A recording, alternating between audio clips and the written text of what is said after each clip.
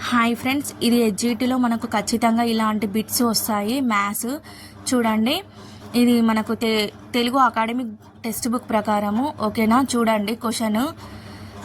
ఉదాహరణ 10 చూడండి. ఒక జత బూట్లు 1000 రూపీస్, దానిపై 5% జిఎస్టీ విధించిన కట్టవలసిన బిల్లు మొత్తం ఎంత అంటుండు. 100 రూపీస్ పై జిఎస్టీ 5 రూపీస్ అయితే 1000 రూపీస్ పై జిఎస్టీ ఎంత అంటుండు. GST equal to 5. చూడండి, అక్కడ 5 రూపీస్ బై 100 ఇంటూ 1000 కదా, ఈక్వల్ టు 50 రూపీస్. ఈ 2 zeros క్యాన్సిల్ అవుతుంది. 5 10s 50 రూపీస్. బిల్లు మొత్తము ఈక్వల్ టు వస్తువు ఖరీదు ప్లస్ జిఎస్టీ. ఈక్వల్ టు వస్తువు ఖరీదు ఎంత?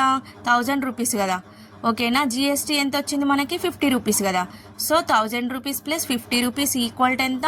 1050 రూపీస్ అడిషన్. ఓకేనా? 1050 రూపీస్. ఓకేనా ఫ్రెండ్స్? బాయ్.